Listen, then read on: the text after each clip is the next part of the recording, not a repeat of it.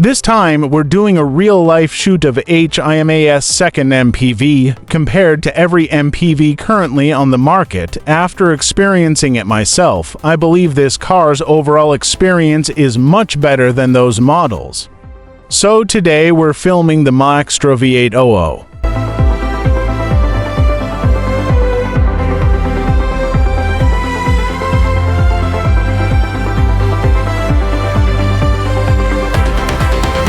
Let's start with the exterior, since very little detailed information has been disclosed about this car besides the regulatory filings starting from the roof. It still features the 896-line LiDAR with a self-cleaning function, a genuinely practical touch. Inside the front windshield, there's an in-cabin LiDAR, and the lower front bumper also houses a solid-state LiDAR. That means, just like the 80M9, this car runs a 6 LiDAR configuration, pushing its intelligent driving hardware to the top tier. At the front fascia, there's a chrome trim strip with embossed English lettering for a premium feel, and a self-illuminating brand logo with delicate diamond pattern detailing inside, giving it a strong sense of luxury.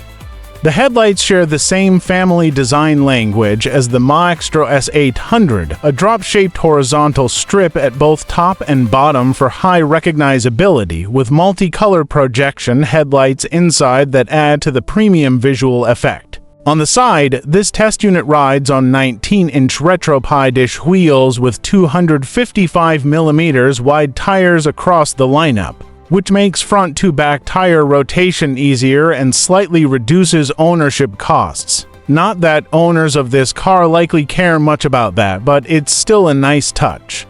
The front passenger side camera, previously mounted elsewhere, has now moved to the B-pillar, reflecting the latest design layout.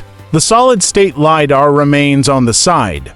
Notably, the NFC logo is missing from the side mirrors, meaning they no longer support NFC card entry. That function has moved to the B-pillar by the front door, while the side view cameras are still present. The rear B-pillar also houses cameras to reinforce the driver assist system, a major upgrade in autonomous driving hardware placement.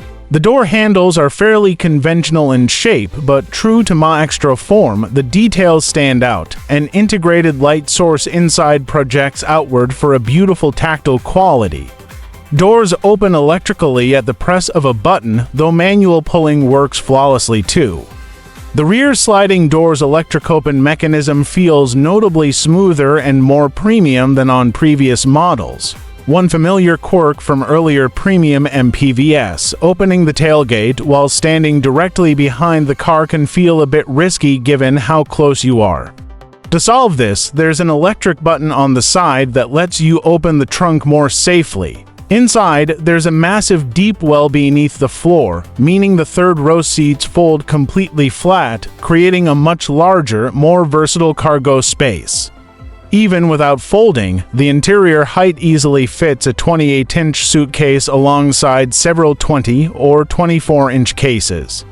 Overall, the V800 is well suited both to an executive's daily commute and to family road trips, easily swallowing a whole family's luggage. The rear design is highly layered with crisp, three-dimensional lines. Most MPVs go flat and vertically sliced at the back, but this one has distinct creased contours for a much better stance. The layered color blocking paired with the central chrome trim looks impressive, and the taillights stand out most. A large light housing with a high-pixel interactive center cluster capable of multicolor animations, including a striking soaring phoenix graphic that reads like a screen built right into the rear lights.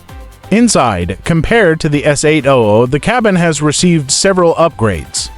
The infotainment screen uses HIMA's latest family design and runs exceptionally smoothly. The glowing treble speaker housing remains, a familiar premium signature.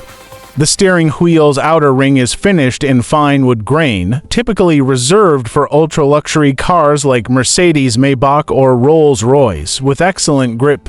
One thing to note, when autonomous driving is engaged, the sensors won't detect your hands if you just rest them on the wood.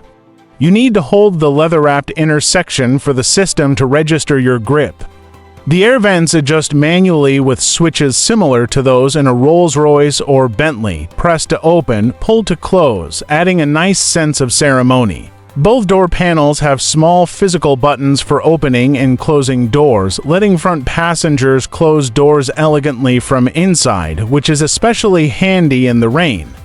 The wireless charging pad fits to phones, both supporting 50W fast charging, and the center partition lowers to better accommodate folding phones. The rotary dial behind it still serves as the drive mode selector, now also integrating customizable functions for air suspension, drive modes, off-road modes, and standard modes. The wood grain panel around the cup holders is beautifully crafted, and the cup holders themselves have press-to-release partitions. The center armrest console is remarkably deep. Reaching in, it goes past the wrist and includes a built-in access door so front passengers can easily reach the refrigerator, a notable improvement over previous models. With the driver's seat set to my position and the sunroof open, headroom is immense, almost 3/5 of space, making the front cabin exceptionally spacious. As a Maextro MPV, it comes with some unique features. Press a button and the smart shoebox opens electrically and closes electrically too, great for executives who want to store a spare pair of shoes or slippers, complete with an odor elimination function. After getting in, reaching the front door close button can be a little awkward, but there's a roof-mounted door close button as an elegant alternative. Once the doors close, a projection screen becomes available. A major upgrade over earlier versions at over 40 inches, plus a physical privacy curtain to better separate the rear from the front cabin.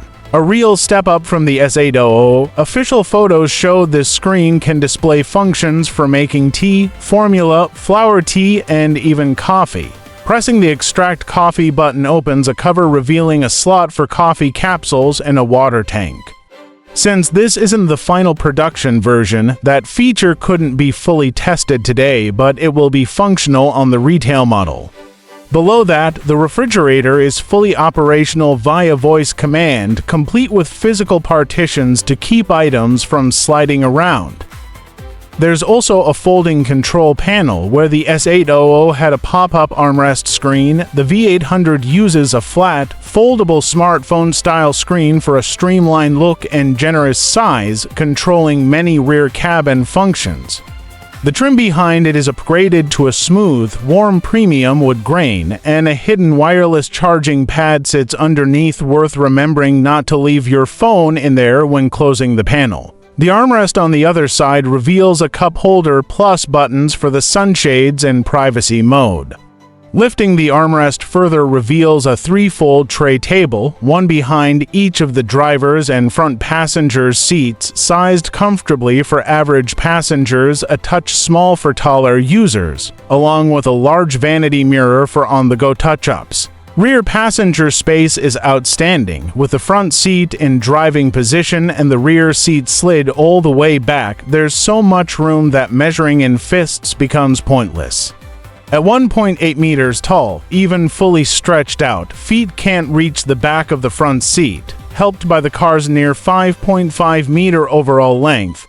Both rear captain's chairs feature zero-gravity recline, ideal for resting on long journeys. With the second row seat pushed fully forward, there's still over 2/5 of legroom, a testament to the car's massive overall size. In the third row, legroom exceeds 1/5 and feels highly comfortable with a relaxed recline setting.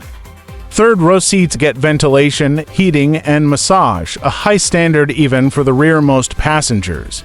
The ambient lighting uses a digital column layout with diamond pattern texture, arguably more advanced looking than what you'd find in a Maybach, Rolls-Royce, or Bentley. The one drawback, no center armrest in the third row, leaving middle passengers without a comfortable place to rest their arms, hopefully addressed in future updates. The car also offers strong privacy features. Activating privacy mode deploys the door and side sunshades automatically and darkens the electrochromic side glass to its maximum tint, fully sealing off the cabin, useful even for changing clothes after exercising. After this full review, I'm confident the Maextro V800 belongs in the ultra-luxury MPV category, a clear step up from current luxury models and comparable even to something like the Maybach. A price around 1 million yuan would be fully justified given its configuration and passenger experience, though final pricing remains to be seen. As HIMA's flagship MPV, it's positioned to make a strong mark.